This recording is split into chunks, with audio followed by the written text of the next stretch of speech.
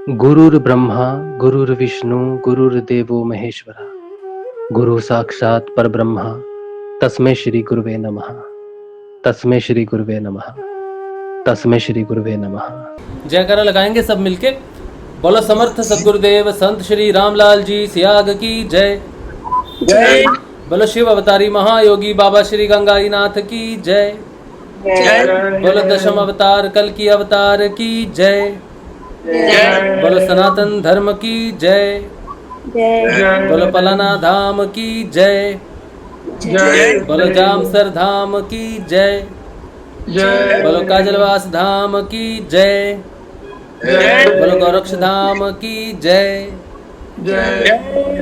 जय श्री गुरुदेव जय श्री दादा गुरुदेव जय माँ आदिशक्ति जय श्री जय श्री गुरुदेव जय श्री दादा गुरुदेव जय माँ आदिशक्ति जय श्री गुरु माँ।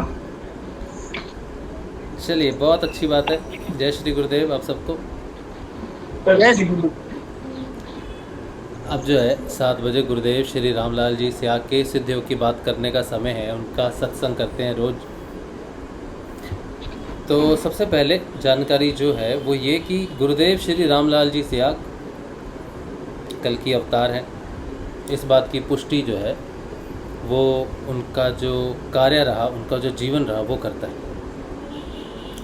गुरुदेव ने एक बार कहा था कि जो किताबों में लिखा है ना कल के अवतार के बारे में, डिपिक्शन जो दी है वो प्रतीकात्मक है। मतलब वो एक सुझाव है कि वो कार्य के हिसाब से ही किसी की हम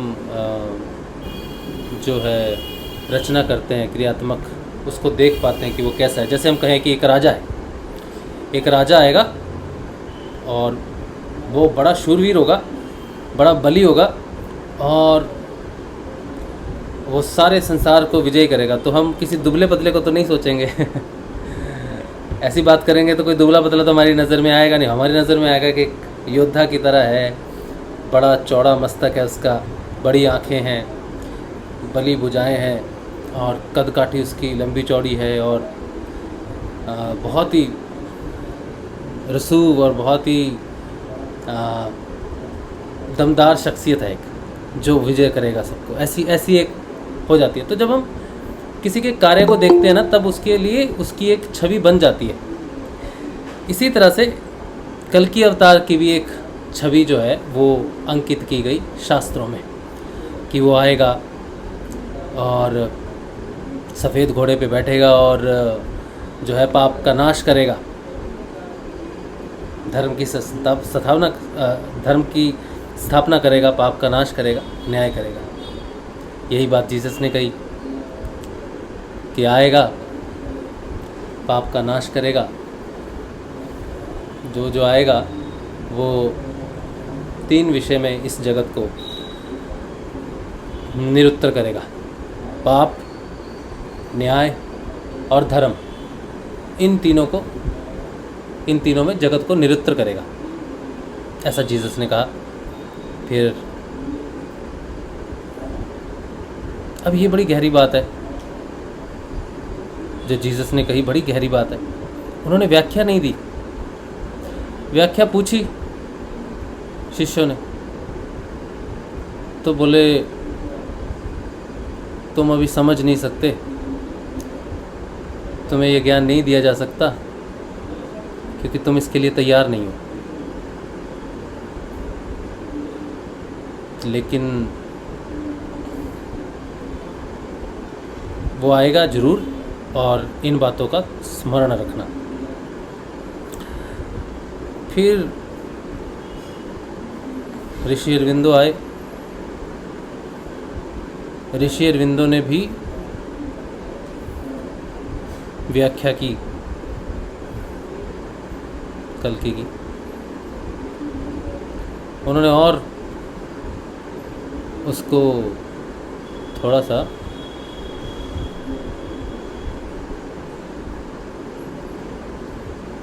अंतर जगत में ले गए, थोड़ा और विषय को लोगों के लिए क्लियर कर दिया कि लोग उम्मीद छोड़ दें। वैसी जैसी की रचना हुई है, जैसी किसी ने रचना करके रख दी कि कल की अवतार घोड़े पे आएगा, ये सब आएगा, तो उन्होंने थोड़ी सी उम्मीद जो है वो जो छवि है उसको हटा दिया। उन्होंने एक नई छवि दी। उन्होंने कहा कि कृष्ण का कल्कि को उन्होंने कल्कि अवतार के नाम से नहीं बल्कि अधिमानसिक रूप कह दिया। शास्त्रों में लिख दिया कल्कि अवतार आएगा, जीसस ने कह दिया कंफर्टर आएगा, सहायक, और ऋषि अरविंदो ने कह दिया अधिमानसिक देव आएगा, कृष्ण ही आएगा, कृष्ण की चेतना आएगी। पिता है ना कृष्ण, जीसस ने कहा था पिता की ओर से आएगा, तो कृष्ण की चेतना कृष्ण की तरफ से आई, अधिमानसिक, तो उन्होंने उसे अधिमानसिक कह दिया, कल्कि नहीं कहा।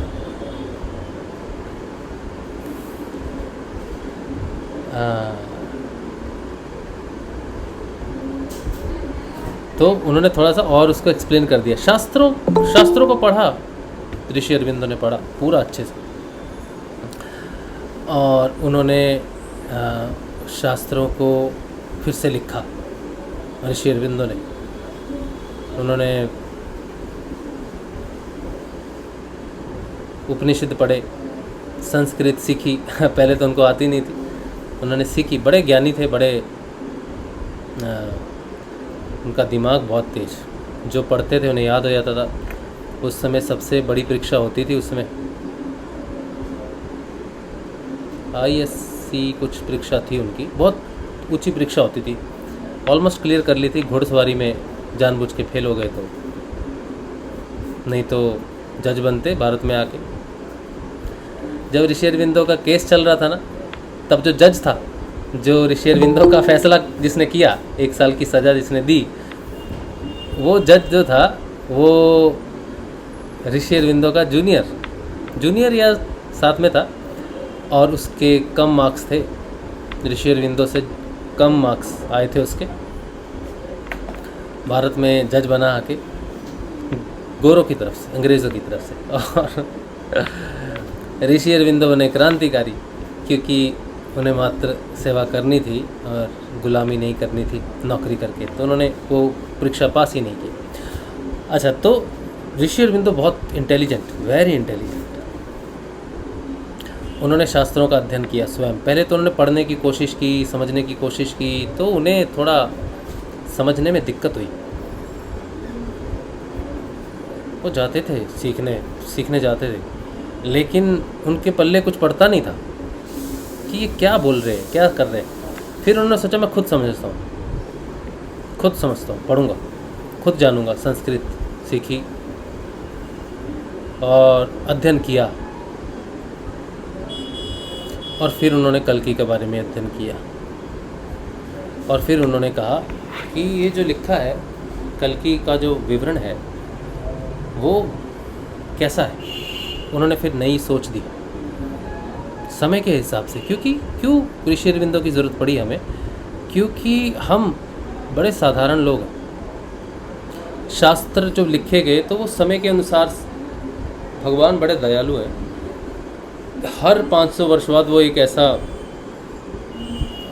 ऐसी चेतना को लाते हैं नीचे, जो शास्त्रों का अध्ययन करते हैं और फिर से उसको रीराइट करते हैं। ऐसा होता रहे हर 500-700 साल, मैक्सिमम 1000 साल, या 500-7 साल में ही हो जाता है। ये एक ऐसा दार्शनिक आता है, दार्शनिक बोलते हैं इनको। दार्शनिक वो होता है जो वेदों का अध्ययन करता है, ब्रह्मत्रयी ब्रह्मसूत्रों का अध्ययन करता है, और फिर से लिखता है हमारे कल्चर के हिसाब से, हमारी संस्कृति के हिसाब से, बदले हुए समय के हिसाब से उसको फिर से लिखता है ताकि हम समझ सकें। वो चेतना नीचे आती है दार्शनिक के रूप में। ऋषि अरविंदो भी आए, उन्होंने वो सारी चीज़ें फिर से हमारे लिए लिखी। अब जो उनका बेस था वो था मानव। उन्होंने मानव को देखा कि मानव ने सब जगह से पूर्णता हासिल कर ली है, सिर्फ एक डिपार्टमेंट रह गया, और वो है मन। मन को छोड़ के मानव पूरी तरह से कंप्लीट है। मन भी जितना हो सकता था उतना उसने कंप्लीट कर लिया। अब आने वाला समय जो है, जो विज्ञान है वो वहीं पर मेहनत करेगा जो चीज़ इनकम्प्लीट है हमारे पास। जो चीज़ कंप्लीट हो चुकी है उसमें मेहनत नहीं करेगा। विज्ञान तो आगे बढ़ेगा ना, संसार आगे बढ़ेगा ना, पीछे जाएगा। तो जो चीज़ हमारे पास आगे जिस पे काम होना है उसके हिसाब से ही लिखना उचित था। तो वो क्षेत्र था मन।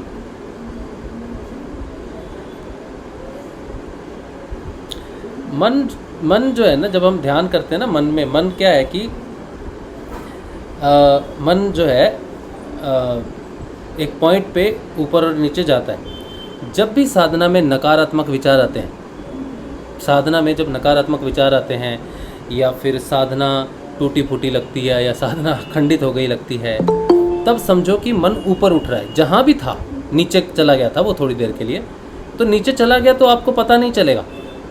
नीचे जाएगा तो आप थोड़े से साधना से भौतिक जगत को एंजॉय करने लग जाएंगे। अच्छा लगेगा, हाँ कहीं वेडिंग में चले गए, कहीं बाहर घूमने चले गए, बहुत अच्छा खाना खा लिया, कुछ कर लिया, तब नहीं पता चलेगा। मन जब नीचे चला जाएगा नहीं पता चलेगा, भौतिक चीज़ों की तरफ थोड़ा ध्यान चला जाएगा, लेकिन दुखी नहीं होगा। लेकिन अब जब साधना कर रहे हैं तो मन को ऊपर भी आना है। अब जब वो ऊपर उठने लगेगा तब आएंगे नेगेटिव विचार। जीवन में साधना में जब भी नेगेटिव विचार आए, नकारात्मक विचार आए, दिल टूटा फूटा लगे, साधना लगे अजीब, या कुछ भी आपको समस्या लगे मन के हिसाब से, मानसिक तौर पे, तो समझना कि आप ऊपर उठ रहे हो उस समय। सिर्फ उसी समय आपको वो प्रॉब्लम आएगी। और कहाँ तक आएगी? जहाँ तक वो पॉइंट ना अचीव हो जाए जिससे ऊपर सकारात्मकता आध्यात्मिक जगत की शुरुआत होती है, या जहाँ पर आपका पलड़ा भारी ना हो जाए तब तक। क्यों होगा ऐसा? क्योंकि माया नहीं चाहती कि ये जाए ऊपर। जब तक वो नीचे खिलाएगी, नीचे आएगा, खाएगा पिएगा, मस्त रहेगा, तब तक माया कहेगी हाँ बेटा खा, अच्छा है बहुत। लेकिन जैसे ही वो साधना नाम जप के बाद, क्योंकि वो उसने नीचे आना था एक पॉइंट तक, हर बार वो एक पॉइंट से नीचे आएगा, डार्कनेस, यहाँ पर उजाला कर देगा अपनी चेतना से। फिर वो अगली बार फिर जब ऊपर चला जाएगा फिर वो नीचे आएगा, थोड़ा नीचे आएगा, इतना नीचे आएगा। मतलब मैं हिसाब से बता रहा हूँ, अब ये जगत बहुत बड़ा है, तो जितना जितना वो नीचे आता रहेगा इंजॉय करेगा, लेकिन वो वृत्तियाँ भी हाई लेवल पे आएंगी। फिर पहले क्रोध कम था, जब और नीचे आ जाएगा तो डार्कनेस ज़्यादा है ना, तो थोड़ा ज़्यादा प्रभावित होगा वो उसके जीवन में। अब जब वो ऊपर उठने लगेगा वापस, क्योंकि उसको ऊपर जाना है, फिर वो आपने देखा हेड पंप को जब हम खोदते हैं तो वो हेड पंप नीचे से नीचे जाता है। मन भी क्या करता है, जितना ऊपर जाएगा उतना ही नीचे जाएगा। और मन पहले ऊपर नहीं जाता है। मन में कोई बदलाव आया, आपकी साधना में कोई बदलाव आया, आपने तरक्की की साधना में, तो आप ऊपर नहीं जाओगे सीधा। तरक्की मिल गई, आपको एक नई पोस्ट मिली है, थोड़ा सा ऊपर चले जाओ, असाइन हो गया, पहुंच गया आपकी चेतना। लेकिन पहले नहीं जाएगा मन ऊपर, पहले वो नीचे जाएगा। तो उस हाई चेतना में जब मन जाएगा उससे पहले वो नीचे जाएगा, क्योंकि उसको ऊपर चढ़ना है नई हाइट पे, तो नीचे से आएगा वो ऊपर, फिर नीचे फिर नीचे जाएगा, फिर नीचे जाएगा, थोड़ा और नीचे जाएगा। अब वो कितनी देर स्टे करता है ऊपर और कितनी देर स्टे करता है नीचे, ये है शांति मन की, ये है मन पे कंट्रोल। साधना में कुछ समय तो रहता है कि आप 15 दिन बड़े सकारात्मक रहे और 2 दिन आपको लगा यार क्या कुछ नहीं, तो समझो कि मन आपका स्टेबिलिटी हासिल कर रहा है। धीरे धीरे जब वो पूर्ण स्टेबिलिटी में आ जाएगा, आसन वगैरह बहुत अच्छे आसन लगने लग जाएंगे, बार बार लगेंगे और मन स्थिर होना शुरू हो जाएगा, तो वो फिर नीचे आएगा, नीचे भी स्टेबल रहेगा, डार्कनेस में भी वो चेतन रहेगा, डार्कनेस में भी चेतन रहेगा। फिर नकारात्मक विचार नहीं आएंगे, चाहे वो कितना भी नीचे जाएगा। हाँ, माया देखेगी आपको, माया से मुलाकात होगी आपकी, लेकिन वो मन को प्रभावित नहीं कर पाएगी आपकी, क्योंकि मन के शांत होना ही भौतिक जगत में सफलता का प्रतीक है। भौतिक संसाधनों का अपना हासिल कर लिया आपने, कामयाबी आपने हासिल कर लिया, वो भौतिक विजय नहीं। भौतिक विजय का अर्थ है मन की विजय, मन पे विजय पाली। तो भौतिकता में कितना भी नीचे, कितना भी कैसे भी चले जाओ, किसी भी स्थान पे चले जाओ, लेकिन मन स्थिर रहता है, उसको कहते हैं भौतिकता पे विजय। मन जीत लिया तो जग जीत लिया, उसको कहते हैं गुरु नानक देव जी, मन जीती जग जीती। जिसने मन को जीत लिया उसने जगत को जीत लिया। भौतिक संपदा आपको साधना में प्राप्त हो जा रही है, गुरु कृपा से बड़े सुख है, शांति हो गई है, वो आपकी जीत नहीं है, वो आपकी जीत, वो जीत नहीं है, वो तो और मुसीबत है एक्चुअली। मन की शांति भौतिकता में ये विजय है। इसमें सुख संपदा नहीं आती, इसमें गृहस्थी सुख भी नहीं आता, कुछ भी नहीं आता इसमें पूर्ण शांति है हर स्थिति में। और हर स्थिति में शांति है, ये पता भी कैसे चलेगा आपको कैसे पता चलेगा कि आप शांत हो? तो आपका साक्षात्कार होगा। अब जब साक्षात्कार होगा तो स्थितियाँ बिगड़ी हुई होंगी, स्थितियाँ बिगड़ी हुई होंगी तो आप कहेंगे यार साधना कर रहा हूँ लेकिन मेरी स्थिति कब बिगड़ रही है, मेरी तो हालत ख़राब हो रही है, लोग पता नहीं कैसे सुखी हो रहे हैं। तो आपको आपका मन का इम्तिहान कैसे होगा, पता कैसे चलेगा? तो ऐसे ही पता चलेगा, वृत्तियों में जाएगा वो, लेकिन वो परमानेंट नहीं है। इसीलिए कहते हैं कि समय एक सा नहीं रहता। ये वरदान है। चलो, तो ये क्या है? मन। तो हमारा जो साधना है, व्यक्ति का इस समय जो संघर्ष है वो किससे है? मन से। क्योंकि भौतिक जगत में जो डॉक्टर जो परेशान है वो मन को लेके हैं, शरीर को लेके उनकी कोई परेशानी नहीं है, प्राणों को लेके भी कोई परेशानी नहीं है। क्योंकि प्राणों को लेके तो वो उन्होंने बना लिए वेंटिलेटर ये सब बना लिए उन्होंने। प्राणों को तो बस उनके पास है कि हाँ प्राणों को सपोर्ट दे सकते हैं किसी तरह से। शरीर को भी एंटीबायोटिक बना लिया उन्होंने, एनेस्थीसिया बना लिया। ये बहुत बड़ी विजय है उनकी कि उन्होंने एनेस्थीसिया बना लिया, उन्होंने एंटीबायोटिक बना लिया। ये इनके बस रामबाण की तरह ये काम करते हैं। लेकिन एक ही जगत है जहाँ पर वो कुछ नहीं कर पाए, और वो है मन। मन पे वो कुछ नहीं कर पाए, क्योंकि मन जो है वो आदमी के मस्तिष्क को प्रभावित करता है। मस्तिष्क नहीं है मन। अब उनके पास जो है मस्तिष्क है, मस्तिष्क पे वो काम कर सकते हैं, ठीक है, मस्तिष्क पे वो काम कर सकते हैं। सुन कर दिया दिमाग, सुला दिया दिमाग को, या दिमाग का कोई हिस्सा जो है वो उसको सुन कर दिया, कुछ भी कर दिया, ये कर सकते हैं वो। लेकिन मन तो उनको पता नहीं मन है क्या, कहाँ है, क्या चीज़ क्या है मन, माइंड है क्या, किधर से आता है, किधर जाता है, और क्यों, वो उनको बस इतना पता है कि मन का प्रभाव मस्तिष्क पे पड़ता है, इतना उनको पता है। मन का प्रभाव हाथ पे नहीं पड़ता, पैरों पे नहीं पड़ता, जुबान पे नहीं पड़ता, कहीं नहीं पड़ता। मन का प्रभाव मस्तिष्क पे पड़ता है, ये उनको पता है। लेकिन वो है कहाँ, उसको पकड़ें कैसे, उसको इलाज कैसे करें, ये उनको नहीं पता। ये उनको पता लग भी नहीं सकता, क्योंकि ये वो मैटर पे काम करता है। दिमाग, मस्तिष्क मैटर उनके लिए। सुन करना, टीका दे दिया, ये कर दिया, कैप्सूल दे दिया, कर दिया। लेकिन मन को तो वो सुन कर ही नहीं सकते, एनेस्थीसिया दे ही नहीं सकते। सुला दिया, दिमाग को सुला दिया बोल के, ठीक है चलो अब टेंशन नहीं है, लेकिन मन नहीं उनके काबू में आया।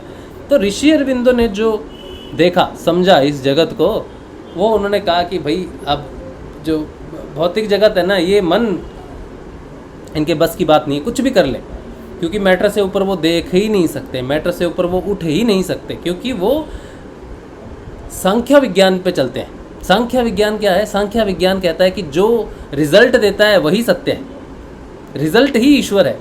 जिसको साक्षात्कार सामने देख सकते हैं वही ईश्वर है। वो निराकार ईश्वर को नहीं मानता, विज्ञान भी नहीं मानता निराकार ईश्वर को। तो विज्ञान जब समझ ही नहीं पा रहा है, तो ईश्वर को अगर तरक्की देनी है, इंसान को आगे डेवलप करना है, तो भगवान उस रूप में आए जिस रूप में उसे उस चीज़ को एडवांसमेंट देना है। विज्ञान को बताना है कि भाई भौतिक विज्ञान सुनो, जिसे तुम खोज रहे हो, मन को, जिस मन को खोज रहे हो, उसको भौतिक रूप से नहीं पा सकते, उसको मैटर के रूप में नहीं पा सकते, उसको स्पिरिट से ढूंढा जा सकता है। स्पिरिट ढूंढ सकती है उसको, क्योंकि स्पिरिट उसके ऊपर का मैटर है, ऊपर का काम है। मैटर यहाँ पे मैटर मतलब ये मैटर नहीं, मैटर मतलब सब्जेक्ट, ऊपर का सब्जेक्ट, आत्मा ऊपर का सब्जेक्ट। तो ऊपर के सब्जेक्ट से पकड़ो तब आ जाएगा, लेकिन तुम मैटर से पकड़ोगे तो मन तुम्हारे हाथ में नहीं आएगा, सूक्ष्म है। तो ईश्वर जब तरक्की देगा इस संसार को, इस मनुष्य को, क्योंकि उसे इसे कंप्लीट करना है, उसका उद्देश्य है इसको कंप्लीट करना। तो जब वो करेगा तो कंप्लीट तो वैज्ञानिकों के माध्यम से करेगा, क्योंकि ये दुनिया मानेगी नहीं, वेस्ट मानेगा नहीं, वेस्ट स्पिरिट में नहीं मानता, वेस्ट सिर्फ लेबोरेटरी में आए हुए रिजल्ट को मानता है। जैसे बिल गेट आया, ये जितने भी पूंजीपति लोग हैं ना, ये लोग स्पिरिट को नहीं मानते। इनके लिए धन दिखता है, धन से कार्य होता है, धन से लोग नाचते हैं, धन से लोगों को मैनिपुलेट किया जा सकता है, धन से ही संसार चलता है। कलयुग धर्म नहीं चलता। लेकिन तो ये जो पूंजीपति लोग हैं ना, ये संसार को चला रहे हैं, धन से चला रहे हैं। स्पिरिट से अगर इनका अटैक, इनका ध्यान स्पिरिट पे आ गया ना, तो इनका धन बेकार हो जाएगा बिल्कुल। इनका धन के ऊपर से लोभ हट जाएगा, खत्म हो जाएगी, इनकी सत्ता खत्म हो जाएगी, ये बर्बाद हो जाएंगे। कौन चाहेगा मैं बर्बाद हो जाऊं भाई? नहीं चाहेगा ना कोई, आजकल कोई नहीं चाहता है ना। आपकी तरह तो है नहीं सारे तो ये नहीं आते उधर, स्पिरिट की तरफ नहीं आते।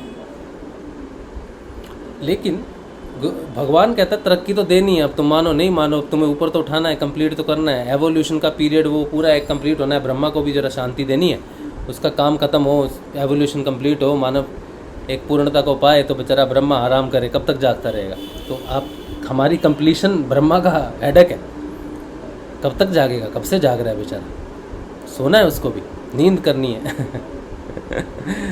तो ब्रह्मा की शांति नहीं जब तक हमारी कंप्लीट एवोल्यूशन नहीं होती तब तक। तो एवोल्यूशन का लास्ट मैटर जो है सूक्ष्म है, और ये जगत सूक्ष्म को मान नहीं रहा। तो ऋषि अरविंदो और कृष्ण ने क्या किया कि सूक्ष्म रूप से उन ग्रंथों को एक्सप्लेन करना शुरू किया। सूक्ष्म रूप से पूरी ब्रह्मशास्त्र को, ब्रह्म को या वेदों को, उसका क्या आधार दे दिया? मन के अलावा उन्होंने बात ही नहीं की। ऋषि अरविंदो ने बेस पकड़ लिया मन। और कल की अवतार जो आया, ईश्वर जो आएगा, कल की अवतार, चलो गुरुदेव को नहीं मानते कोई, मत मानो, कल की अवतार अब आएगा तो मनुष्य को पूर्ण करने आएगा ना। अपूर्णता तो उसकी अब सूक्ष्म में ही रहेगी, भौतिकता में तो पूरी हो चुकी, उसकी जितना हो सकता था कर लिया उसने। अब इससे आगे शरीर को और डेवलप नहीं कर सकते। शरीर के पंख तो नहीं लगा सकते आकाश में उड़ने के लिए, वो हवाई जहाज बना लिया उड़ने के लिए, उसमें सेटिस्फाइड है, और कुछ नहीं कर सकते। शरीर से कुछ नहीं निकल सकता उड़ने के लिए, तो सब तरफ से तरक्की है, बस अब सूक्ष्म है मन। तो एवोल्यूशन की लास्ट प्रोसेस, लास्ट स्टेप है मन। तो ऋषि अरविंदो ने सब कुछ मन पर आधारित किया। जो जीसस ने जिस समय लिखा था, उन्होंने लिखा था उस समय पाप, धर्म, न्याय, इन चीज़ों की बहुत कमी थी। लोग उस समय जो राजा थे वो न्याय करने में सक्षम नहीं थे। धर्म की रक्षा, धर्म के लिए जो धर्म के जो लोग खड़े होते थे, वो खुद ही, जो धर्म गुरु होते हैं, वो खुद ही अधर्मी थे। उन्होंने खुद ही जीसस को सूली पे चढ़ा दिया। तो उस समय न्याय की, धर्म की स्थापना की बड़ी ज़रूरत थी, पाप का नाश की ज़रूरत थी। तो उन्होंने उस हिसाब से लिखा, जो कि थोड़ा सिमिलैरिटी थी कल की अवतार में, तो उन्होंने थोड़ी व्याख्या वैसी दी। और उन्होंने जो बात बोली ना जीसस ने, टेक्निकली कुछ नहीं बोला उन्होंने जो हमारे शास्त्रों में लिखा हुआ है वही जाके वहाँ रिपीट कर दिया, एक्स्ट्रा कुछ भी नहीं बोला। मतलब हमारी भाषा बोली। गुरुदेव कहता ना कि वो हमारी भाषा बोलने लग गया वहाँ जाके, तो उन्होंने वही बोला जो हमारे यहाँ पे लिखा, पाप, धर्म, न्याय, आत्मा, जीवित, द्विज, वो सब वो कॉपी पेस्ट है, वहाँ पर नया कुछ भी नहीं है। तो उन्होंने वही चीज़ बोली, क्योंकि वही चीज़ उस समय लोगों को समझ आ सकती थी, जितनी आ सकती थी। लेकिन ऋषि अरविंदो ने वो कॉपी पेस्ट नहीं किया। ऋषि अरविंदो खुद दार्शनिक, उन्होंने मानव की ज़रूरत के हिसाब से, विज्ञान के हिसाब से, टेक्निकली बहुत स्ट्रॉन्ग डेफिनेशन दी कल की अवतार की, वेरी स्ट्रॉन्ग। अगर विज्ञान झुकता है तो उसको जीसस के आगे नहीं भी झुकेगा ना कोई। लेकिन ऋषि अरविंदो की जब उनको जानकारी होगी, ऋषि अरविंदो की फिलॉसफी की जानकारी होगी, तो सबसे पहले जो नतमस्तक होगा वो विज्ञान होगा। साइंटिस्ट सबसे पहले ऋषि अरविंदो को नतमस्तक होंगे कि आपने हमें समझाया कि शास्त्र है क्या, वेदांत है क्या। क्योंकि उनको वो लैंग्वेज समझ नहीं आएगी, उनको ऋषि अरविंदो की माइंड की लैंग्वेज शुरू है, क्योंकि उनका सारा कॉन्सेप्ट, विज्ञान पूरा रुका ही हुआ है माइंड पे, उनको माइंड ही ढूंढना है। और ऋषि अरविंदो ने पूरा माइंड पे फिलॉसफी, सारे ग्रंथ, सारा कुछ, सारी बेस कर दिया माइंड के ऊपर में। तो एक चेतना साइंटिस्टों की अगर ऋषि अरविंदो की तरफ आ जाए तो काया पलट। और जब तक वो ऋषि अरविंदो की तरफ नहीं आएंगे तब तक आपके गुरुदेव का उनको पता नहीं चलेगा, क्योंकि गुरुदेव ने जो मूर्त रूप दिया है वो ऋषि अरविंदो की फिलॉसफी पे रख के दिया है। मन में जपो, मानसिक जप करो। तो गुरुदेव ने अपनी फिलॉसफी को भी जो बेस किया वो मन के ऊपर आधारित किया। कि भारत इस जगत को मनोबल देगा, ये भी उन्होंने मनोबल पे बोला।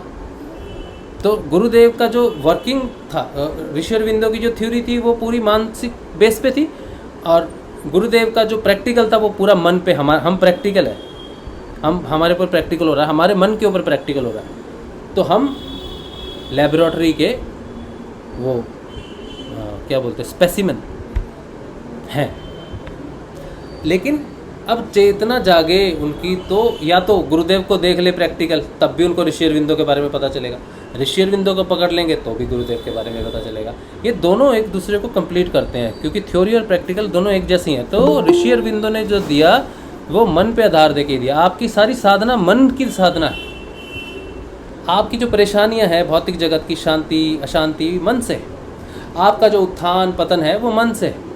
आपकी साधना में सकारात्मक, नकारात्मक, नेगेटिव ऊर्जा, पॉजिटिव ऊर्जा जो हल्ला मचता है वो सारा कुछ मन से है। उस बाहर नेगेटिव ऊर्जा है ही नहीं। नेगेटिव ऊर्जा आपको अंदर से प्रभावित करती है। आपके गुरुदेव जब अंदर आपके काम करते हैं ना, तब आपको बाहर की नेगेटिव ऊर्जा स्थानी बंद कर देती है। वो सारी घटनाएं जो बाहर से घट रही थी वो अचानक बंद कैसे होगी? बाहर से किसी ने कुछ नहीं किया, आपने अंदर से ही किया। आपके अंदर ही उस गुण को शांत कर दिया गया, उस सोर्स को शांत कर दिया गया। आपके मोबाइल की बैटरी निकाल दी जो नेगेटिव, बाहर के नेगेटिविटी को कनेक्ट कर दी थी। आपके अंदर जियो का सिम है समझो, ठीक है? तीन सिम है, एक जियो, एक एयरटेल और एक वोडाफोन, ठीक है? एक सात्विक, एक तामसिक और एक राजसिक, 3 है। आपके अंदर जो नेटवर्क चल रहा है बाहर भी वही नेटवर्क आपको मिलेगा। गुरुदेव का ध्यान करने से, मानसिक ध्यान करने से वो जो तामसिक सेल था वो चेंज हो गया, तो बाहर का जो था नेटवर्क वो भी चेंज हो गया। तो परिवर्तन बाहर तब आया जब आपके अंदर नकारात्मकता भी। बाहर नकारात्मक नाम की चीज़ तब है जब आपके अंदर वो चीज़ उसको खींच रही है। नहीं तो जितने भी लोग गुरु भाई गुरु बहन जो प्रभावित थे नेगेटिव ऊर्जा से, अशांति से, बाहर से तो उनको कोई दवाई दी ही नहीं। बाहर से तो ना यज्ञ करवाया गया, ना बाहर से कहा गया कि गुरुदेव की फ़ोटो ये कर लो, ना तो बाहर कहा गया ये इधर ये फेंक दो, ये कर लो, ये कर दो। बाहर से आपके घर में किसी तरह का परिवर्तन नहीं किया। आप जहाँ रहते हो वहीं रह रहे हो, जैसे रहते थे वैसे ही रह रहे हो। नाम जपने से कैसे परिवर्तन आ गया? क्योंकि आपके अंदर ही था वो तमोगुण, बाहर कुछ नहीं है। बाहर अगर है, हाँ, प्रकृति की संरचना तो तीनों गुणों से ही हुई है और तीनों आपके अंदर भी है। तो नकारात्मकता बाहर नहीं, कोई आदमी बाहर से आपको किसी भी तरह नेगेटिविटी से प्रभावित तब तक नहीं कर सकता जब तक आपके अंदर उसका एंटीना नहीं है। मोटिवेशन, सकारात्मकता आपके अंदर से ही है। बस बाहर से कोई व्यक्ति चिल्लाएगा उठो, जागो, भागो, दौड़ो, चलो, वो चलो चलो चलो, आपके अंदर अगर है तो आप दौड़ोगे, भागोगे। तो आपके अंदर ही है मोटिवेशन, आप अपने अंदर ही मोटिवेशन को कर सकते हो। नकारात्मकता भी आपके अंदर, तू पागल है, तू बेकार है, तू तेरा कुछ नहीं हो सकता, नहीं भाई तेरा तो बस ऐसे ही खराब काम। ये बाहर से कोई बोले आपको तब प्रभावित करेगा जब आपके अंदर है वो चीज़। तो ना तो कोई आपको उदास कर सकता है, ना ही आपको कोई मोटिवेट कर सकता है।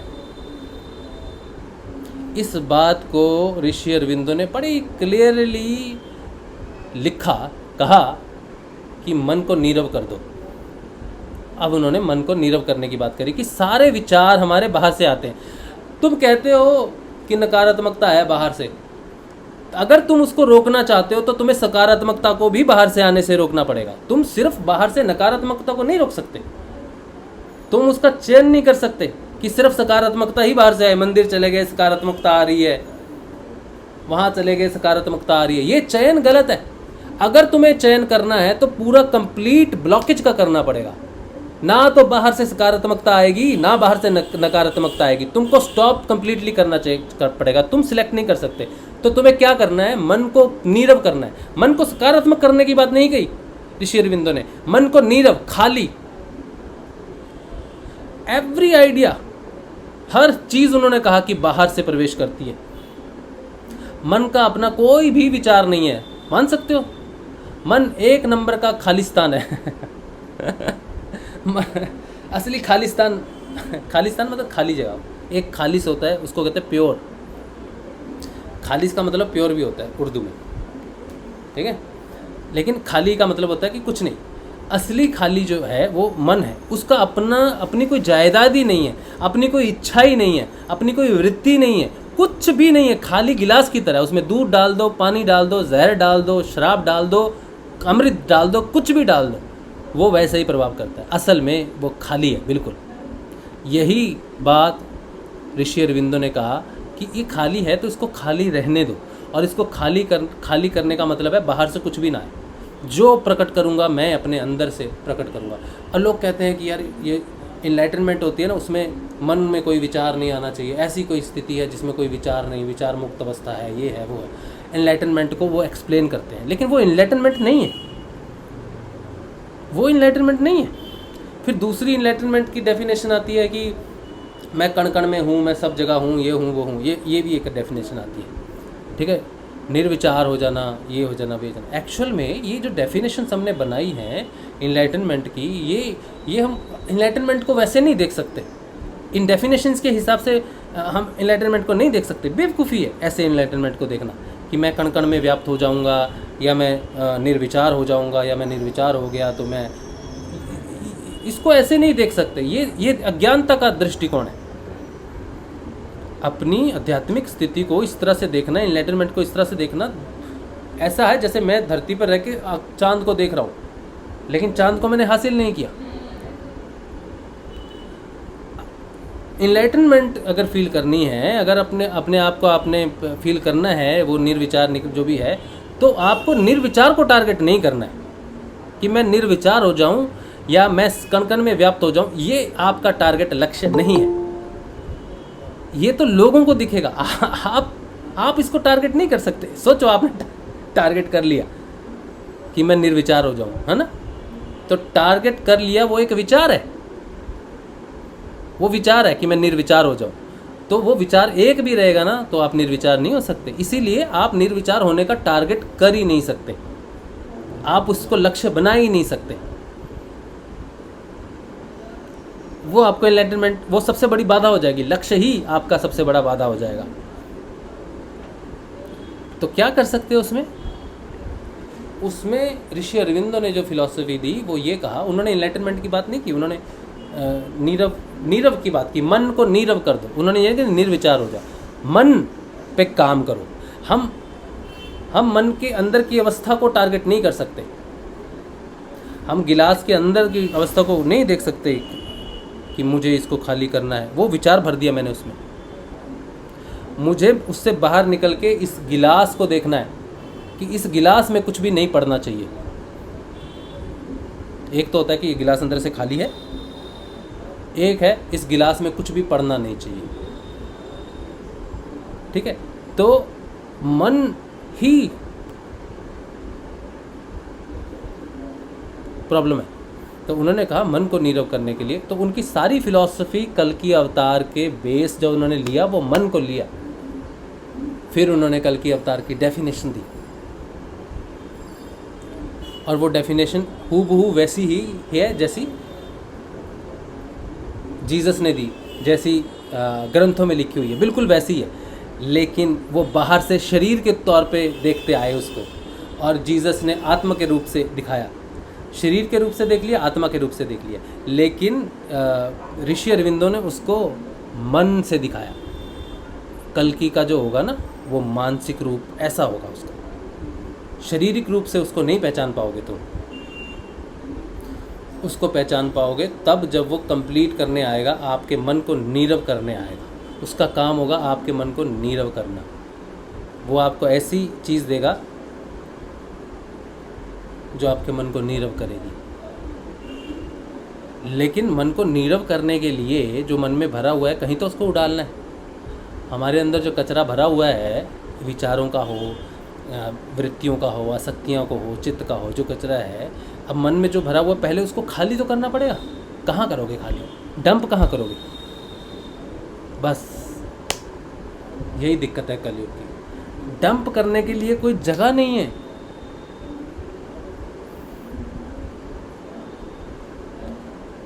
डंपिंग स्टेशन कोई नहीं है मन के लिए। इसीलिए अगर आप टारगेट करोगे कि मैं निर्विचार हो जाऊं, कैसे होगे? निर्विचार जो विचार है, कहाँ फेंकोगे उसको? किसी दूसरे को देखो। चलो मैं तुम्हें मोटिवेट करता हूँ, मैं तुम्हें अपने विचार देता हूँ। तुम बड़े ताकतवर हो, तुम बड़े सकारात्मक हो, तुम अच्छे हो, तुम सबसे लायक हो। ये मैं क्या कर रहा हूँ? ये मैं आपका कटोरा भर रहा हूँ मन भर रहा हूँ आपका। आप सकारात्मक हो जाते हो। 10 दिन आप मोटिवेशनल स्पीच देखते हो, 10 दिन सकारात्मक। आपने किया क्या? आपने वो उसके विचार, वो उसने अपने विचार डंप कर दिए, चाहे अच्छे ही किए, लेकिन डंप कहाँ किए? आपके अंदर किए। और जो फिलॉसफी है कल्कि की, वो डंप किसी दूसरे में डंप नहीं करना है, क्योंकि जब वो डंप कर रहा है ना तो उसके अंदर वो दुगना बढ़ता है चीज़। वो भी पूरा डंप नहीं कर रहा है, वो जितना डंप करता है उसके अंदर ज़्यादा बढ़ रहा है। तो मोटिवेशनल स्पीकर और हावी हो जाते हैं, उनके अंदर सकारात्मकता चलो बढ़ गई, थोड़ी सी आपसे ज़्यादा होगी, लेकिन इन एक्चुअल जब वो देखेंगे, तो जब आप उनके सामने नहीं होंगे, जब वो अकेले रूम में होंगे, तब वो परेशान हो जाएंगे। तो मोटिवेशनल स्पीकर 1000 लोगों को मोटिवेट तो करता है, लेकिन एक समय वो अकेला हो जाता है। क्यों हो जाता है अकेला? क्योंकि उसके जैसा फिर वो इतना सकारात्मक अपने आप को फील करता है कि उसके आसपास वैसे सकारात्मक व्यक्ति होते ही नहीं, और वो जो लोनलीनेस आती है वो डंप करनी शुरू कर देती है। लोनलीनेस उसको डिप्रेस करना शुरू कर देती है। तो ये जो मन है, ये जो विचार हैं, कोई मोटिवेट कर रहा है या कोई डीमोटिवेट कर रहा है, ये एक दूसरे का डंपिंग स्टेशन है बस। ये दुनिया ऐसी चल रही है, उसने उसको थोड़ा दे दिया, उसने उसको दे दिया, वो उठ गया, वो नीचे गिर गया, वो उठ गया, फिर वो नीचे कर दिया, बस। लेकिन इस डंप को एक जैसे ब्लैक होल होता है ना, वो नहीं था। तो जब ऋषि अरविंदो ने कहा कि मन को नीरव करो, तो जो मेरे अंदर जो विचार है, मैं कहाँ नीरव करने जाऊँ प्रभु श्री अरविंदो? मैं कहाँ अपने विचारों को कहाँ डंप करूँ? किसको दूँ? किसको दे तो सकता नहीं, क्योंकि इसको दिया तो मेरे अंदर वो दूसरे जागृत हो जाएंगे। तो मैं क्या करूँ? तब उन्होंने कहा कि तुम मन अपना सारा कुछ अधिमन को दे दो, सब समर्पण करो अधिमन को। और अधिमन है कहाँ? फिर उन्होंने कहा कि अधिमन तो है नहीं, मन है और अतिमन है। मतलब कि भौतिक विज्ञान जो है ना, अन्नमय कोश, प्राणमय कोश, मनोमय कोश, उसके बाद है विज्ञानमय कोश। मनोमय कोश और विज्ञानमय कोश के बीच में खाई है। ये जो मनोमय कोश है, इसमें सब कुछ भरा हुआ है, अब इसको डंप करना है, लेकिन ये अति मन में डंप नहीं कर सकता। तो मनोमय कोश के बाद आता है विज्ञानमय कोश। अब मन को जो डंप करना है वो इसमें नहीं कर सकता, इसकी मदद ले सकता है, लेकिन डंप नहीं कर सकता इसमें। तो इसके बीच में जो खाई है, मन और अति मन के बीच में जो खाई थी, उस खाई को भरने के लिए उसको नीचे आना है। उसको कल्कि अवतार बोला है कि वो कल्कि अवतार आपका जितना भी संकट है, जितनी भी शांतियाँ हैं, वो सारी वो ले लेगा। वो डंप कर दो उसमें, उसके चरणों में डाल दो सब कुछ। तो उन्होंने उनके चरणों को, आप जो गुरुदेव जो तस्वीर जो बन रही है ना, जो कोशिश कर रहे हैं बनाने की, वो देखेंगे कि गुरुदेव के जो चरण है ना, वो उसके नीचे का एरिया ना पूरा काला है। और हम जब समर्पण करते हैं ना, तो गुरुदेव के चरणों में करते हैं। तो हमारा जितना भी कालक है, जितनी भी हमारे अंदर की बुराइयां हैं, सत चाहे वो सत्य है, चाहे वो क्या बोलते हैं उसको, सात्विक है, चाहे वो राजसिक है, चाहे तामसिक है, इन सबको पाप ही कहा गया है। कंप्लीट तौर पे चित्त को पाप कहा गया है। ठीक है, अच्छे कर्मों को भी पाप, कर्म को ही पाप बोल दिया गया। तो अच्छे बुरे कर्म का कोई भेद नहीं। तो वो सारा डंप होता है नीचे में, उनके चरणों में। तो वो नीचे का एरिया जो है ना, वो काला है।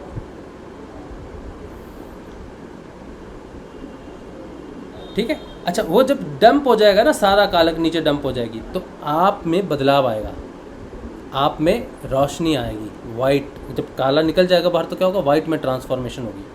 तो फिर आपका वाइट में ट्रांसफॉर्मेशन होगा। सत्य जो है वो घटित होके आपका ट्रांसफॉर्मेशन करेगा अधिमन में। और जब आप वो डंप कर दोगे और पूर्ण रूप से वाइट में आ जाओगे, फिर आपका रूपांतरण एक और है। फिर वो नीला पुरुष है, उसको कहा गया अतिमन। अतिमन का क्या रंग है? नीला रंग है। नीली आभा कृष्ण की बोलते हैं ना, नीली आभा कृष्ण की होती है, राम की नीली आभा होती है, भगवान को हम नीली आभा से करते हैं। गुरुदेव को भी देखो हम पीछे नीला बैकग्राउंड रखते हैं। तो नीला क्या है? अतिमन। वो भगवान का साम्राज्य शुरू होता है वहाँ से, उसको कहते हैं, अच्छा उसको अतिमन जो नीला साम्राज्य है ना, नील साम्राज्य है, आकाश तत्व है वो।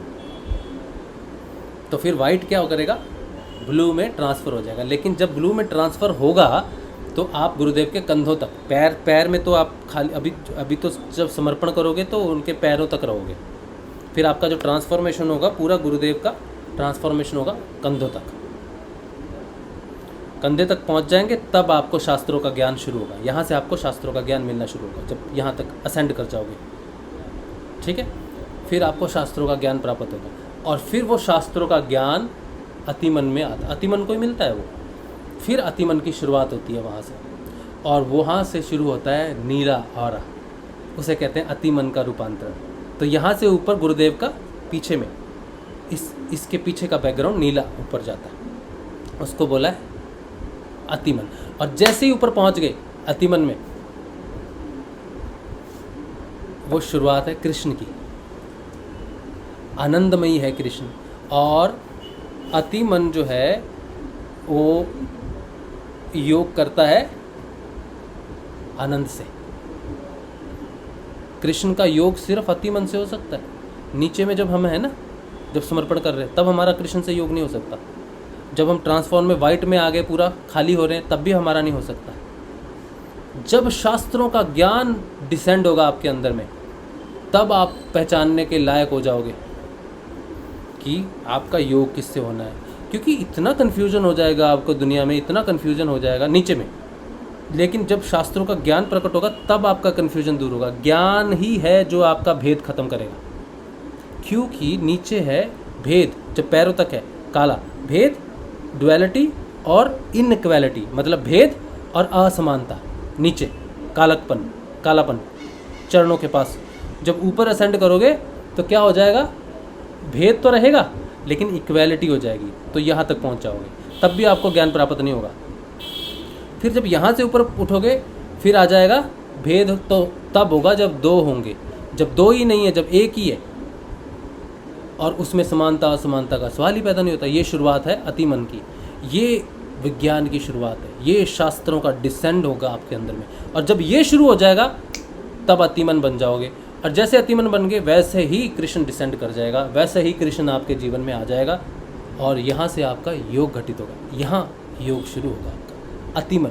ये सारी ट्रांसफॉर्मेशन जो है ये कल की अवतार करेगा। वो बीच का ब्रिज है मानवता के अधूरेपन से मानवता की पूर्णता, जो सिर्फ कृष्ण दे सकता है। कृष्ण ही है जो पूरा बदलाव कर सकता है, सारा बदलाव ही कृष्ण से होता है। उसके साथ योग होना ही इस पूरे सिद्ध योग का मूल है। उस कृष्ण के साथ योग ही है जो हमें गुरुदेव देते हैं या दे रहे हैं, जो कल की अवतार देगा, जो ऋषि अरविंदों का अधिमानसिक देव देगा। हमारा कल की अवतार ऋषि अरविंदों का अधिमानसिक देव और जीसस का कंफर्टर, ये योग देगा, कृष्ण के साथ योग देगा। द्विज बना, वो कहते हैं द्विज बनोगे तब वो देखोगे, तब ये होगा, ये सब ज्ञान तुम्हें मिलेगा, वो भी यही कहते हैं तब। और ऋषि अरविंदों ने उसको मन से कह दिया कि तब तुम्हारा योग होगा। तो यहाँ से ऊपर जब उठोगे, गुरुदेव के वाणी गुरुदेव की जब समझ में आने लग जाएगी तुमको कंधों से ऊपर, तब उन्होंने जो शास्त्रों का ज्ञान, लोग कहते हैं ना गुरुदेव ने ज्ञान नहीं बांटा, उन लोगों को मालूम नहीं है गुरुदेव ने क्या बांटा है, क्या दिया है गुरुदेव ने, इसकी उन लोगों को जरा भी भनक नहीं है जो कहते हैं कि गुरुदेव ने ज्ञान की बात ही नहीं की, गुरुदेव ने एक्सप्लेन ही नहीं किया। गुरुदेव ने इतना एक्सप्लेन किया, इतना एक्सप्लेन किया, इतना एक्सप्लेन किया, लेकिन आप कैसे समझोगे? आपको गुरुदेव की वही बात समझ आएगी, नाम जपो ध्यान करो, इतना ही समझ में आएगा, क्योंकि वो बिल्कुल निम्नतर स्तर पे गुरुदेव ने कहा है। लेकिन हायर स्तर पे उन्होंने इतना कुछ कहा, इतना कुछ कहा है, सूक्ष्म रूप से कह दिया, बहुत कुछ कह दिया, बहुत कुछ कह दिया। एक एक शब्द ग्रंथ से भी बड़ा है। अब मेरे हाथ छोटे पड़ रहे हैं बहुत कुछ कह दिया। इतना ज्ञान बांटा गुरुदेव ने, इतना कुछ दिया है कि उसको बटोरने लगोगे तो बस पगला जाओगे। तो यहाँ से ऊपर कृष्ण का योग है। शास्त्रों का ज्ञान प्रकट होगा तो वो योग होगा। शास्त्रों के साथ योग ही कृष्ण का योग है। वो स्वयं शास्त्र है, वो स्वयं ज्ञान है। और उसी से ही प्रेम, आप कहते हो प्रेम ज्ञान अलग है, ये बहुत भेदभाव चलता है। कुछ आप ज्ञान जब आपको मिलेगा नहीं ना, जब तक आपको कृष्ण पता ही नहीं है। जो गोपियां हैं ना, उनको मालूम है, उनको ज्ञान है कि वो क्या है। आप अगर सिर्फ प्रेम की बात करते हो, ज्ञान की बात नहीं करते, तो आपको मालूम ही नहीं है वो क्या है, क्योंकि आप भेद में ही रह जाओगे। और जो भेद में है वो प्रेम कर ही नहीं सकता। प्रेम दो में होता ही नहीं। प्रेम तो एक ही है। प्रेम एक तरह का योग है, लेकिन योग से अलग, योग अपनी आपकी डेफिनेशन अलग है। प्रेम योग करवाता है, लेकिन योग आपको प्रेम भी देता है, आपको ज्ञान भी देता है, आपको सब कुछ देता है। योग तक उठने के लिए आपको परिवर्तन की जरूरत है। प्रेम के लिए परिवर्तन की जरूरत नहीं होती। प्रेम परिवर्तन नहीं करता। प्रेम तो जैसा है वैसे ही संतुष्ट है। प्रेम अपने आप में महान है, लेकिन योग आपको ट्रांसफॉर्म करता है। एक लड़का और लड़की आपस में प्रेम करते, ठीक है, लेकिन इनका योग नहीं हुआ तो ट्रांसफॉर्मेशन नहीं हुआ। लेकिन जैसे ही उनकी शादी होती है, उनका योग हो जाता है तो ट्रांसफॉर्म हो जाते हैं दोनों, लड़का और लड़की दोनों ट्रांसफॉर्म। लड़की का सरनेम बदल जाता है, लड़की का घर बदल जाता है, उसकी आदतें बदलनी शुरू होती है, उसकी रिस्पॉन्सिबिलिटी, लड़के की रिस्पॉन्सिबिलिटी, सब कुछ। एक दंपति का जीवन योग है, बदलता है। लेकिन एक प्रेमी जोड़ा प्रेम में है, लेकिन वो प्रेम का योग कह सकते हैं, लेकिन उनका वो योग नहीं हुआ जो परिवर्तन करता है। वो योग नहीं है। वो घर में वो लड़ाई करते जाके एक दूसरे के लिए बहुत कुछ करते हैं, वो अलग चीज़ है। वो किसी और के साथ हो जाएगा प्रेम, तो फिर किसी और का हो जाएगा, ठीक है, सच्चा प्रेम हुआ तो। लेकिन जब तक उनका योग नहीं होगा, ठीक है, तो अग्नि के जब वो फेरे लेते हैं या फिर साक्षी मान के एक दूसरे को करते हैं, योग करते हैं, उनकी आत्मा का योग होता है, तो उनका पूरा परिवर्तन हो जाता है। तो योग आप में परिवर्तन करता है। तो जब आप गुरुदेव का योग करते हो तो वो प्रेम और योग से तो प्रेम वैसे ही प्रकट हो जाता है। जहाँ योग है वहाँ तो प्रेम है, डेफिनेट। बिना प्रेम के तो योग हुआ और प्रेम नहीं हुआ, असंभव।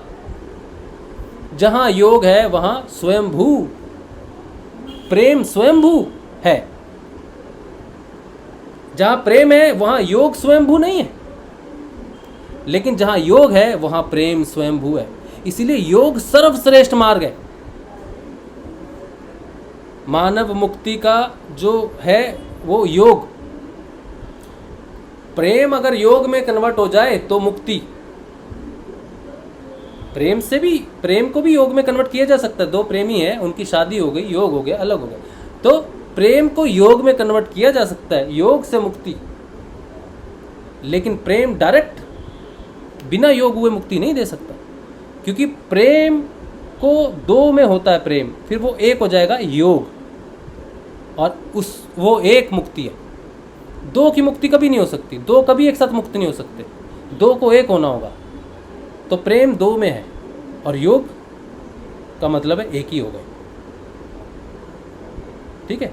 अब इसमें डिस्कशन ये है कि अब बहुत बहस करते हैं इसमें, प्रेमी बहस करने लगते हैं, ज्ञानी बहस करते हैं, भक्ति वाले अलग अपनी बीन बजाते हैं कि भक्ति उत्तम है, उत्तम, सब कुछ उत्तम है, सब कुछ उत्तम है। लेकिन अगर भक्ति से योग ना हो तो किस बात की भक्ति? अगर प्रेम से आपका योग ना हो तो किस बात का प्रेम? और योग क्या करता है? योग भक्ति भी देता है, योग प्रेम भी। ये स्वयंभू चीज़ें हैं। ज्ञान, प्रेम, भक्ति योग में स्वयंभू है। जिसका योग हो गया उसको ये तीनों मिल गए। तो गुरुदेव ने क्या दिया? आपको प्रेम मार्ग नहीं दिया, आपको भक्ति मार्ग भी नहीं दिया, आपको ज्ञान मार्ग भी नहीं दिया। गुरुदेव ने आपको क्या दिया? योग मार्ग दिया, सिद्ध योग। सर्वश्रेष्ठ मार्ग है योग। और योग का मतलब है ट्रांसफॉर्मेशन, सीधा ट्रांसफॉर्मेशन ही। भक्ति भी ट्रांसफॉर्मेशन करती है, प्रेम भी करता है, ज्ञान भी ट्रांसफॉर्मेशन करता है। लेकिन अगर योग डायरेक्ट ले लिया, डायरेक्ट ट्रांसफॉर्मेशन ले लिया, तो तीनों चीज़ें अपने आप प्रकट होने शुरू हो जाएंगी। तो योग उच्चतम है, तो योग किसके साथ होगा? कृष्ण के साथ होगा। और जब योग कृष्ण के साथ होगा, उससे पहले आपको ज्ञान होगा। कृष्ण से जब योग के माध्यम से जब योग होगा कृष्ण के साथ, तब आपको ज्ञान होगा, उसकी भक्ति आएगी, उसका प्रेम आएगा, सब कुछ आएगा। तो यहाँ जब पहुँच जाओगे, तब ये शास्त्रों का ज्ञान प्रकट होगा। इस ज्ञान के बिना तो आप उससे कैसे समझोगे? ठीक है, हम अपने प्रेम को गोपियों के प्रेम से कंपेयर नहीं कर सकते। हम नहीं जानते उनकी स्थिति क्या है। हम उद्धव को देख के नहीं कह सकते कि उद्धव ज्ञानी था और उसने देखा प्रेम। वो बिल्कुल बिल्कुल अलग किस्म की एग्जाम्पल्स। हम अपने साथ, हम अपने प्रेम को गोपियों के प्रेम से, हम अपने ज्ञान को उद्धव के ज्ञान से कंपेयर नहीं कर सकते। उद्धव का ज्ञान एक शास्त्रवत ज्ञान था, भगवान के प्रति एक ज्ञान दृष्टि थी, योग में नहीं था। ठीक है, और गोपियां प्रेम करती हैं, लेकिन प्रेम करती करती योग में चली जाती हैं। तो उद्धव स्वयंभू है, गोपियों का परिवर्तन उद्धव में बड़ी आसानी से हो सकता है, क्योंकि वो प्रेम योग में चलेगी। लेकिन उद्धव ज्ञान में है, लेकिन ज्ञान योग में नहीं है। तो जो योग में नहीं गया वो नहीं पाएगा। इसीलिए कृष्ण ने पहले उसके अंदर बताया उसको कि सिर्फ ज्ञान नहीं, ज्ञान योग जरूरत है, और वो प्रेम से योग करते हैं। तुम ज्ञान से योग करो, लेकिन तुम ज्ञान को सिर्फ चर्चा का विषय है, भगवान को समझने का विषय है। तो वो टिपिकल था, उद्धव का बहुत टिपिकल था। वो भगवान को भगवान ही मानता था कि ये ईश्वर है, मैं भक्त हूँ। वो भेद है, और योग में भेद नहीं होता। और उसके साथ अगर कृष्ण ने योग करना था, तो उसको पहले भेद से अलग करना था, क्योंकि योग की जो कंडीशन है, वो कंडीशन है कि तुम्हारा भेद खत्म होना चाहिए। अगर इसके साथ योग हो रहा है, तो तुम्हें उस लेवल पे आना पड़ेगा। ज्ञान कृष्ण के साथ योग नहीं कर सकता, ज्ञान को बढ़ना पड़ेगा उस लेवल तक जहाँ पर उसकी शुरुआत है। वो आनंद से शुरुआत होती है। कृष्ण के जो शुरुआत है ना, कृष्ण के जो पैर हैं, समझ लो, जहाँ हम उसको पहली बार टच कर सकते हैं, वो है आनंद। आनंद से कृष्ण की शुरुआत होती है। इसी को ही ऋषि अरविंदो ने कहा कि कृष्ण आनंदमयी है। और आनंदमयी का अर्थ है भक्ति भी आनंद में आती है, ज्ञान भी आनंद में आता है, प्रेम भी आनंद में आता है। इन तीनों का जब पूर्णता, इन तीनों का जब प्रकट हो जाएंगी ना चीज़ें, तब आनंद आएगा। उसे कहते हैं आनंद। जब ये तीनों चीज़ें एक साथ प्रकट होंगी, भक्ति भी, प्रेम भी और ज्ञान भी, और योग से प्रकट होंगी ये तीनों चीज़ें। इसलिए योग सर्वोत्तम मार्ग है। इसीलिए उस कल्कि अवतार ने अपना माध्यम योग को चुना, परिवर्तन को चुना। और ऋषि अरविंदो ने जो एक्सप्लेन किया, वो भी योग की बात की उन्होंने। ऋषि अरविंदो ने प्रेम वाली बात नहीं की, भक्ति की बात नहीं की कि माला लेके बैठो या शास्त्र पढ़ो, उन्होंने ये भी बात नहीं की, ना उन्होंने प्रेम की बात की। ऋषि अरविंदो ने कम्प्लीटली मन के रूपांतरण की बात की है, और वो संभव है सिर्फ और सिर्फ योग से।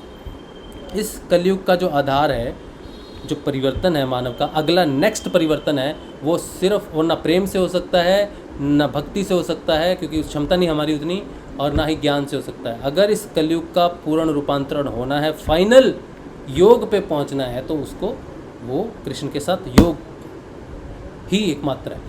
और योग का अर्थ ही है अपने मन को, अपनी चीज़ों को त्याग करके उसके लेवल पे जाना, अतिमन तक जाना, उस विज्ञान तक पहुंचना, ताकि हम उसको समझ सके, जिसके साथ हम योग हो गए। तो ऋषि अरविंदो की जो एक्सप्लेनेशन है कल्कि अवतार के बारे में, वो साइंटिफिक है, वो वैज्ञानिकों के लिए है। गुरुदेव ने जो अपना सिद्धांत रखा है, वो वैज्ञानिकों के लिए रखा है। चैलेंज वैज्ञानिकों का, हमें कोई चैलेंज नहीं दिया गुरुदेव ने, गांव वालों को कोई चैलेंज नहीं है, हमारे लिए भी कोई चैलेंज नहीं है। तुम करके दिखाओ, चलो बैठो, चलो ध्यान करो, चलो, कुछ नहीं चैलेंज दिया हमें। गुरुदेव कहते तुम नाम जपो, तुम ध्यान करो, फोटो रख लो, बस। लेकिन जब गुरुदेव वैज्ञानिकों की बात करते हैं, कहते हैं मेरा चैलेंज है तुमको मेरा चैलेंज है, शोध करो, चैलेंज है। तो गुरुदेव ने हमसे बात ही नहीं की एक तरह से। गुरुदेव ने सिर्फ और सिर्फ वैज्ञानिकों को ही टक्कर दी है आके,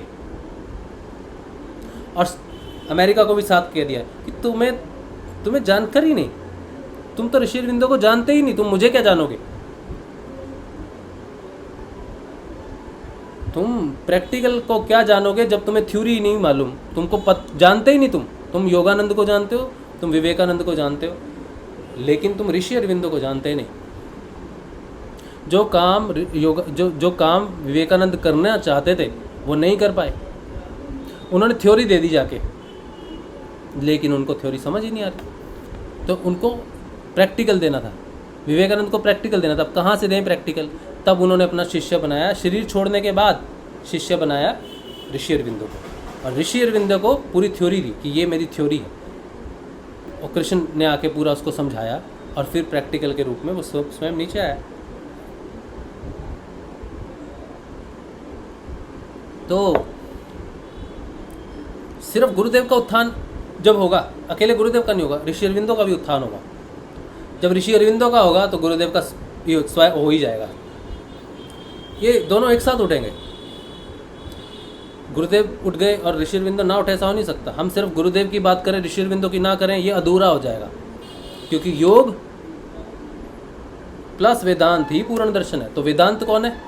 ऋषि अरविंदो वेदांत है, थ्योरी है, और योग कौन है? गुरुदेव है। इन दोनों का मिलन ही पूर्ण योग है। जिसको भी समझना होगा, इन दोनों की पूर्णता समझ में आएगी, तब वो पूर्णता को प्राप्त कर सकता है। इसके बिना पूर्ण दर्शन आपको समझ में नहीं आएगा। पतंजलि अष्टांग योग को स्किप कर दिया आपने, कोई बात नहीं समझ में आया, कोई बात नहीं, वो तो आपका साक्षात्कार, वो तो प्रैक्टिकल, वो तो साक्षात्कार की बात करते हैं कि ये ट्रांसफॉर्मेशन हो रहा है। लेकिन ऋषि अरविंदो,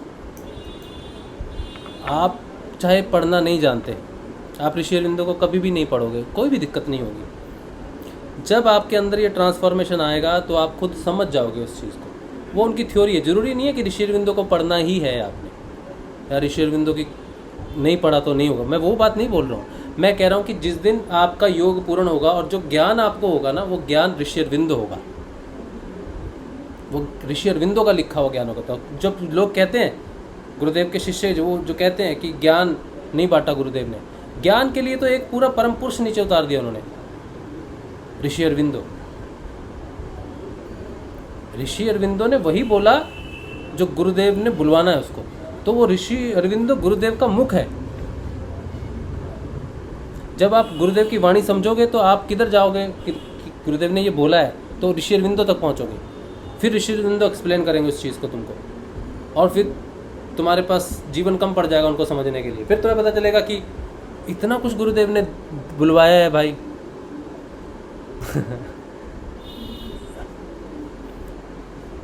तो ये बात है। कल की अवतार घोड़े वाला नहीं है।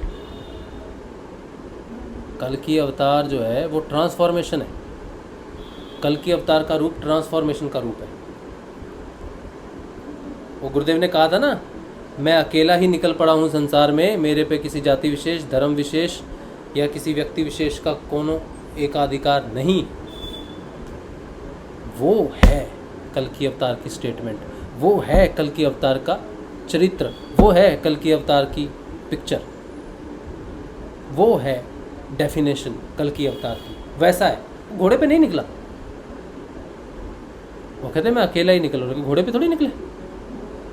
अब कुछ कहते हैं कि गुरुदेव ने तो घोड़े की तस्वीर खुद अप्रूव की है।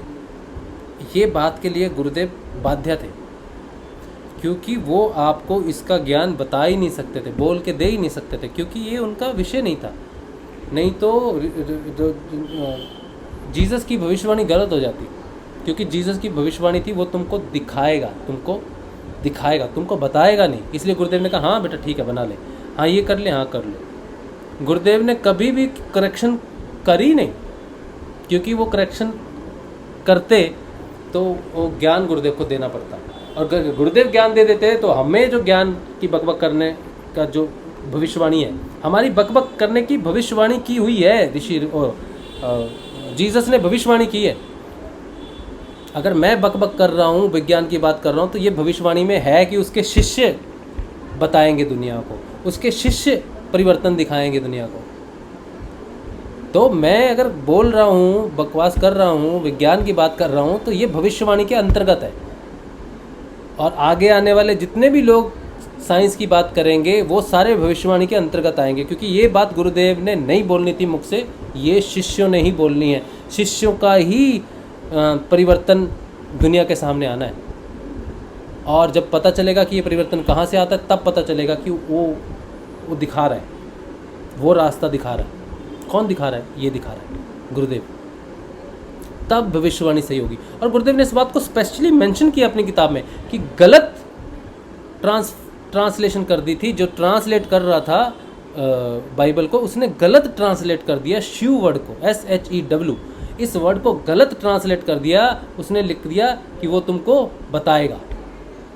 गुरुदेव ने कहा इसने मेरा बहुत समय बर्बाद कर दिया इस ट्रांसलेशन ने। जब मूल भाषा की बाइबल ली और उसमें मैंने देखा शिव का अर्थ क्या होता है। शिव का अर्थ होता है दिखाएगा तुमको। He will make you capable, आपको सशक्त करेगा, आपको काबिल बनाएगा वो देखने के। ये भविष्यवाणी है। खुद भविष्यवाणी नहीं करेगा, भविष्यवक्ता पैदा करेगा। तो गुरुदेव ने कहा मैं भविष्यवाणी करने नहीं आया हूं, मैं तो भविष्यवक्ता पैदा करने आया हूं। ये कल की अवतार है। जो काम ये गुरुदेव कर रहे हैं, वो जीसस ने कहा था कि वो भविष्यवक्ता पैदा करेगा। तुम्हारे जवान भविष्य देखेंगे, तुम्हारे बूढ़े भविष्यवाणी करेंगे। ये भविष्यवाणी गुरुदेव के लिए है। हम वो जवान, हम वो बूढ़े हैं जो करेंगे। तो उसके हिसाब से ये सही है, यही है कंफर्टर, क्योंकि इसे वही करना है, क्योंकि भविष्यवाणी वैसी करवाई गई है। और ऋषि अरविंदों के माध्यम से मन को और ज़्यादा इस समय जो वैज्ञानिकों को लिए है, ये विज्ञान का युग है। उस समय वो विज्ञान नहीं था इतना, मतलब प्रचलित नहीं था विज्ञान। अब विज्ञान ही विज्ञान है सब जगह। देखो कितनी तरक्की कर ली विज्ञान ने, पराकाष्ठा पे पहुंच गया। तो ऋषि अरविंदों का आना ज़रूरी था उसकी कार्यकारिणी बताने के लिए कि वो कैसे करेगा, कैसे भविष्य देखने के काबिल करेगा, ये सारी चीज़।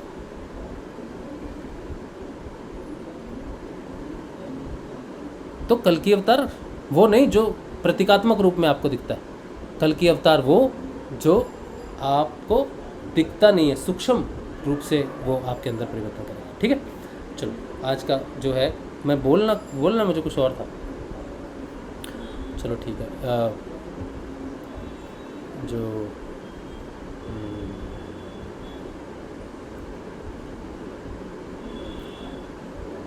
ये मैंने क्यों बोला कि अभी वो आएगी ना, तस्वीर आएगी ना, जो गुरुदेव जी की जो तस्वीर है वो आएगी, उसको मैंने एक्सप्लेन किया थोड़ा सा। चलो ठीक है। अगर आपको कुछ बात करनी है कल की अवतार के बारे में, या आपको लगता है कि कुछ और है, किसी को बात करना? जय गुरुदेव सर। जय गुरुदेव। उस समय प्रेस रिपोर्टर लोग इंटरव्यू लिए थे गुरुदेव से कि गुरुदेव जी आप कल की अवतार हैं क्या? हाँ बोले, ये सारी दुनिया एक दिन मानेगी बोले, कल की अवतार है करके एक दिन मानेगी बोले हो। हाँ, इंटरव्यू हुआ था उस समय। अभी साथ समय लगेगा। इंटरव्यू में कह दिया गुरुदेव ने, लेकिन वो गुरुदेव के कहने से तो मान नहीं लेंगे ना, वो तो हमें प्रूव करना पड़ेगा ना, हमें तो गवाही देनी पड़ेगी ना, तब तो प्रूव होगा वो कल की अवतार है। अभी हमें कोई ऐसा है ही नहीं जो गवाही देने के काबिल हो।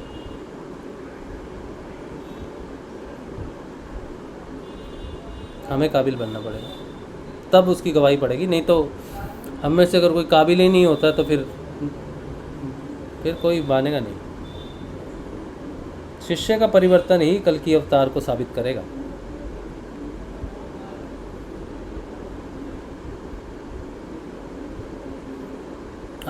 आप हो उसके साक्षी, कल की के साक्षी। इसमें बाइबिल में भी सर दो बाइबिल है, एक तो इस पुरानी बाइबिल और नई बाइबिल, दो बाइबिल है उसमें। बाइबल दो है, एक तो है जो पॉप को मानते हैं ना, जैसे ईश्वर है, ईश्वर को, जीसस को कुछ लोग डायरेक्ट प्रार्थना करते हैं, ठीक है, और एक पॉप को प्रार्थना करते हैं। पॉप उनके लिए जीसस से प्रार्थना करता है, ठीक है। तो ये पॉप है बीच में, तो ये एक प्रोटेस्टेंट है और एक कैथोलिक है, ठीक है। तो गुरुदेव जो जिसको फॉलो करते हैं, जिसे मानते हैं, वो डायरेक्ट प्रार्थना जीसस के साथ है, बीच में पॉप वाला नहीं है। तो ये दो है अलग अलग, एक एक लोग पॉप को मानते हैं, दूसरे डायरेक्ट जीसस है। कैथोलिक और प्रोटेंट कुछ बोलते हैं। एक बात पूछना था सर मेरे को, हाँ, ये जो पुरानी बाइबिल हो चाहे नई बाइबिल हो, इसको ईसा मसीह ने लिखा है कि उनके शिष्यों ने लिखा है सर? ईसा मसीह की जो भविष्यवाणियाँ थी, ईसा मसीह ने जो दिखाया वो उनके शिष्यों ने लिखा साक्षात। वैसे उनके जो शिष्य थे उन्होंने उसको लिखा कि जीसस ये बोल रहे हैं, जीसस ये बता रहे हैं। अपोस्टल्स बोलते हैं ना उनको, जॉन है, पीटर है, ऐसे उनके शिष्य हैं। मैथ्यू है, उन्होंने लिखा है, मिल के लिखा है सब।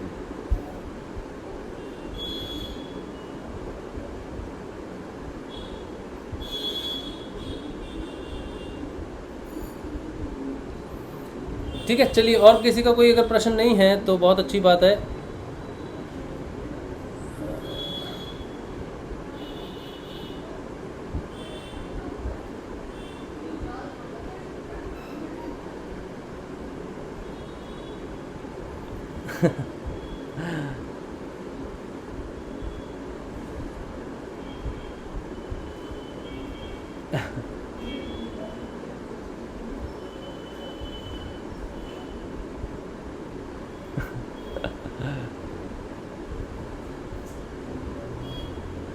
ये जो YouTube पे जो चैट मैसेजेस होते हैं ना, इसको मैं देख रहा हूँ। कहीं झंडा है, कहीं गुलाब है, कहीं भुट्टा है।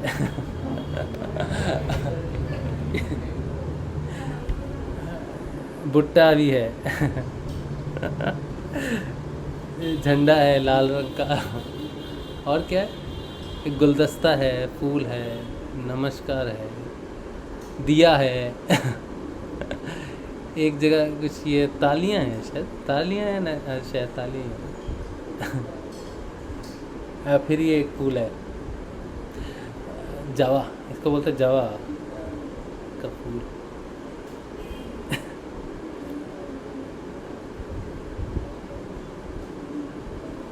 और फिर ये दिल है। चलो बढ़िया, बहुत बढ़िया। चलिए ठीक है, खुश रहिए, बढ़िया रहिए, मस्त रहिए। सुबह मिलेंगे हम लोग, सुबह के ध्यान में नियमित ध्यान कीजिए। एक बात मैं जो कहना चाहता था, मेरा जो विषय था आज का, वो साधना का विषय था कि चलो वो लंबा विषय हो जाएगा, आज फिर कभी बात करेंगे। ठीक है, सुबह मिलते हैं फिर, सुबह के ध्यान में, सुबह 6:30 बजे। जय श्री गुरुदेव, जय श्री, जय श्री गुरुदेव, जय श्री दादा गुरुदेव, जय श्री, जय श्री गुरुदेव, जय श्री दादा, जय महादेव, जय श्री, जय गुरुदेव, जय महादेव, जय श्री गुरुदेव।